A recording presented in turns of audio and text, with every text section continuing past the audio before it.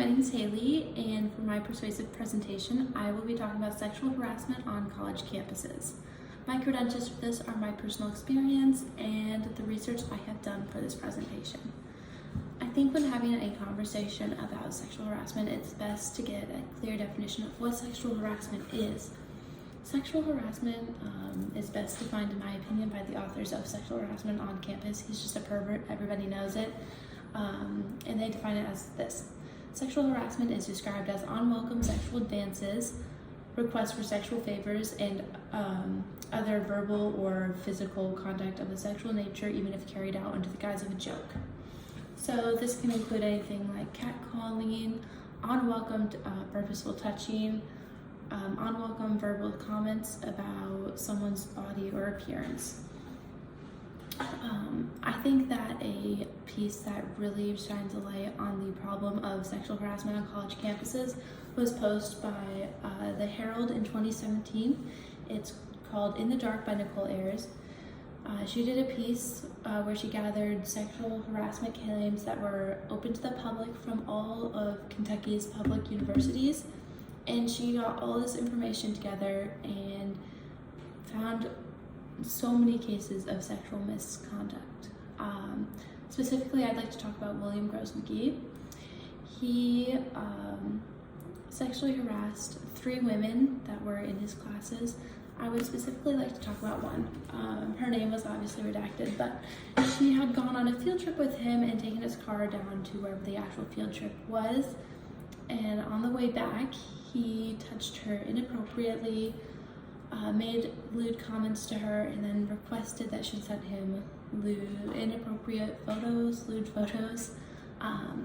Then when he dropped her back off at her car, he offered for her to follow him to an undisclosed location.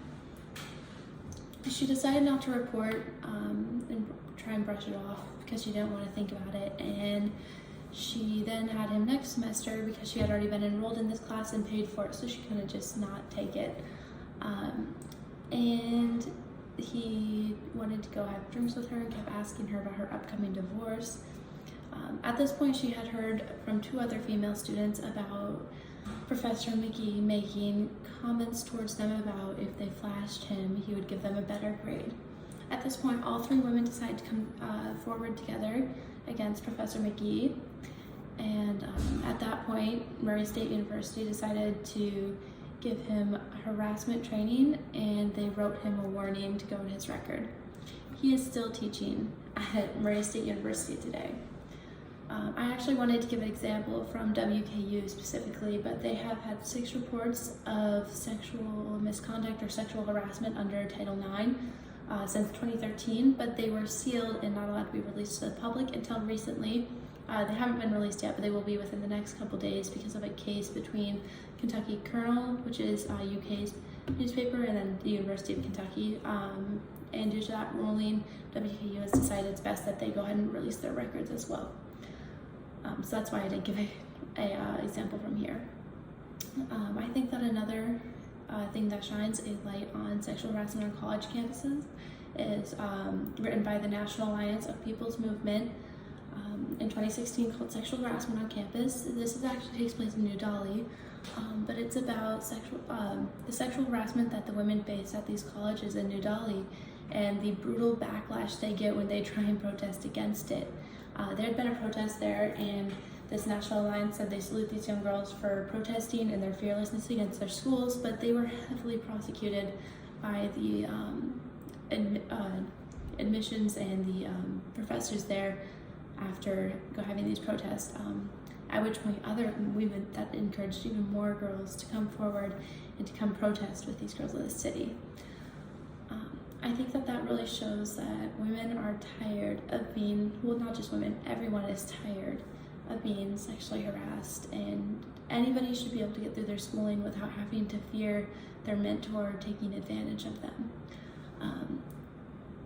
And they even had some, specifically the authors of Sexual Harassment on Campus, everyone knows he's a pervert. They had some great examples of how we can stop or help prevent sexual harassment on campuses, which include awareness, surveys, posters around campus, open conversations. While we're on the topic of open conversations, towards the end of this video, I will actually put up a QR code to a seminar that WKU is hosting over Zoom about sexual harassment on campus. Once again, that'll be at the end, and then I'm also going to go ahead and post the number and the email for the WKU mental health services in case anybody has been struggling with harassment and needs help from them, because that's what they're here for. So as I go ahead and take my leave from this video, I think it's just important to take away that sexual harassment is a very serious thing on college campuses. It's something we should all be aware of and actively try to stop when we see it. Remember, if you see it, report it. Thank you.